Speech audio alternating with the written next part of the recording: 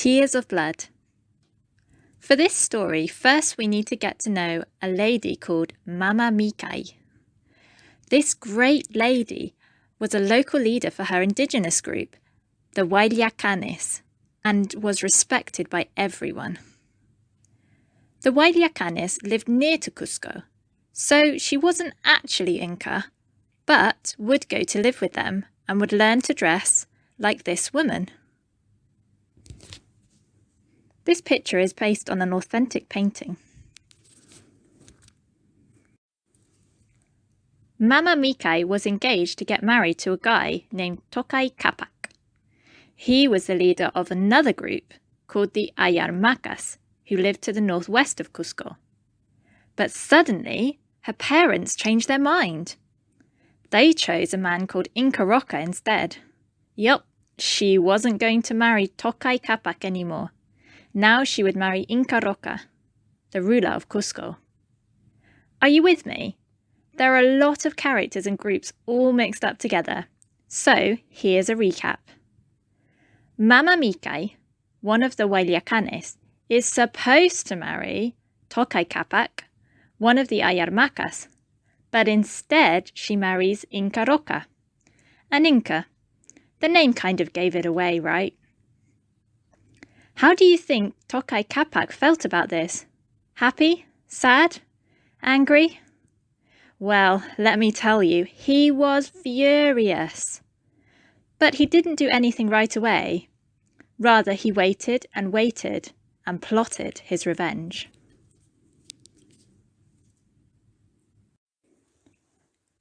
Mama Micay and Inca Roca had a son together. When the baby grew into a little boy, Tokai Capac gathered his Yawar Wacac servants around him. He had an evil plan. I know how to punish Inca Roca and Mama Micay for what they did to me all those years ago. Let's steal their son away, said Tokai, his eyes glinting. And so they did. One dark night, the Yawar Wacac sneaked into the Inca palace in Cusco.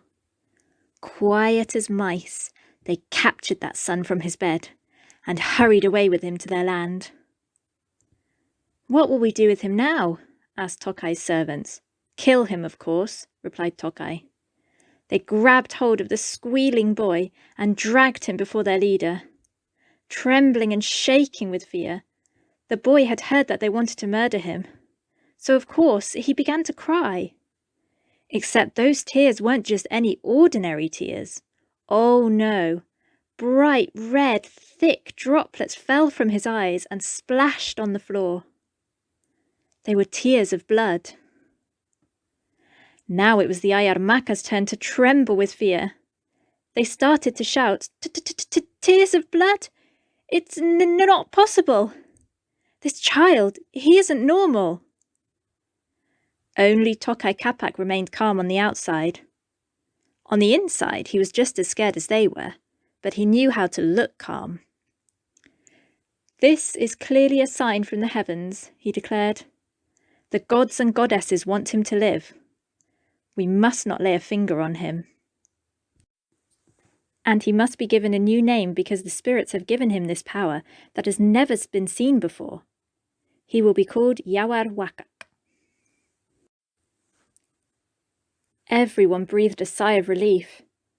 They no longer wanted to hurt the boy and risk angering the spirits. They quickly agreed, and so everyone began to call the child Yawar Wacac, meaning the one who cries blood. Although Tokai changed his mind about killing Yawar, he didn't want to give the boy back to his parents. In place of either of those options, the Yawar Wacac made Yawar work as a llama herder, which wasn't exactly a glamorous job for a little prince, but hey-ho, it's better than being dead as a doorpost. This is when a lady called Chimpu Orma comes into the story. First, let me introduce you to her properly. Chimpu means halo, that shiny ring of light that people draw on top of angels. While Orma means woman who lets good things fall as she passes along, which I think is just a brilliant name, although it's super long in English. And I'm not sure how you could let good things fall as you pass along. Maybe pockets with holes in them? Anyway, Chimpu Orma was kind-hearted. Luckily for Yawar, she lived near to where he was looking after the llamas. She was one of Tokay Kapak's many wives. You see, powerful Inca and Yawar Wacac men were allowed to have many wives back then. It wasn't fair on the women who could only have one husband each. Anyway, Chimpu Orma heard about poor Yawar's situation, and she felt sorry for him.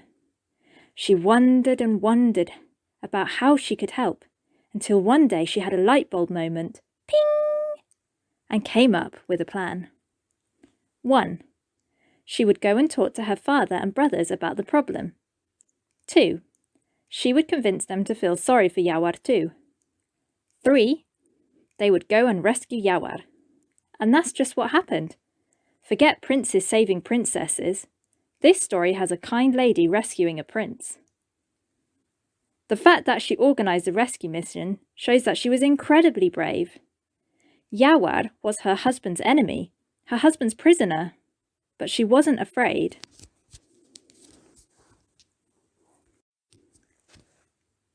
She just did the next right thing and listened to her heart. Is anyone getting a Frozen 2 song stuck in their head right now? Do the next right thing. It wasn't an easy rescue. The prince wasn't out with the llamas on his own each day. There were a group of mean-faced guards around him all the time. But somehow, Chimpu's father and brothers managed to sneak in while the guards were distracted, snatch the boy, and hurry off. It didn't take long for the guards to realise what had happened and chase after them. A fierce fight began, but Chimpu's family won. Yawar was free! Hooray! There was no time to celebrate, though. The father and brothers had to get Yawar to safety, and so off they ran to their town. That left the guards pacing about anxiously and wondering what their master Tokay Kapak would say when they told him. Yawar had escaped. The legend doesn't say if Tokay punished his secondary wife for going behind his back. Maybe he never found out that her family had snatched the child, and so she either got away with it, or he did know, but he only punished her a little. Whatever the case, at that point in time, Chimpu wasn't afraid for her own safety. She was happy that her plan to rescue the prince had worked. Well, Chimpu, her father said when they were gathered round at their home, we have done what you wanted. Yes, father, and I can't thank you enough, she replied with feeling. The point is, what should we do now? The first thing he needs is a wash and a good bowl of soup, Chimpu decided, looking at the frail, skinny boy who smelt of llama poop. Ugh. I bet they haven't washed or fed him all this time. And then what? We'll have to send a message to Yawar Wacac's parents. Mama Micay and Inca Roca must be so worried about him. All this time they have heard nothing about their son. They don't even know if he's dead or alive. You're right. We should take him to Cusco where he belongs.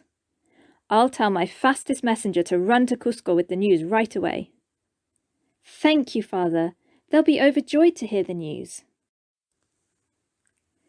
Inca Roca was so pleased, in fact, that he sent Chimpu's family gifts of gold and clothes.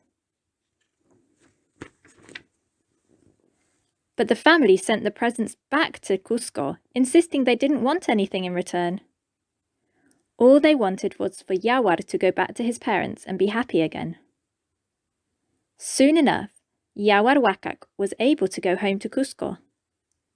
As soon as he saw his mummy and daddy, he hugged them tight and probably never wanted to see another field of llamas ever again. Inca Roca and Mama Micay decided to make peace with Tokay Kapak. They forgave him for taking their son, probably because they were scared he would take Yawar for a second time. The two rulers even decided that their children would marry. That would sort of make up for Tokay Kapak not getting to marry Mama Micay, which is how all the problems had started in the first place. So, Yawar Wacac married Tokay Capac's daughter called Mama Chicya, who was an epic queen because she was kind to poor people. This marriage was part of a peace agreement between the Incas and Ayarmacas. The peace lasted for about 50 years, until Yawar Wacac's grandson, Pachacutic, became ruler of the Incas. He started wars with just about anybody around. That was much later on, however. For the time being, things turned out well all in all. That was thanks to Chimpu Orma's courage and her kind heart.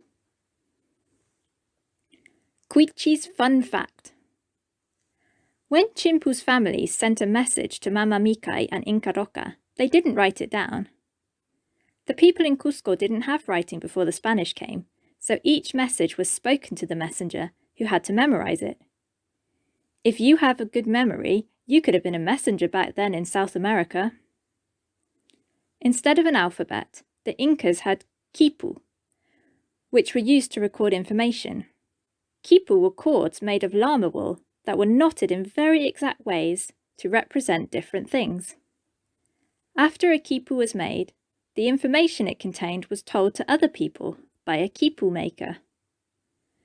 One of the uses of quipu was to record what food was in the storehouses. We also know that red wool was used for information about warriors and yellow was for information about corn or gold.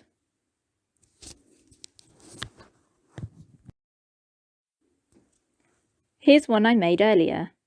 Okay, I'll never be a Blue Peter presenter, let alone a quipu maker, but you get the idea.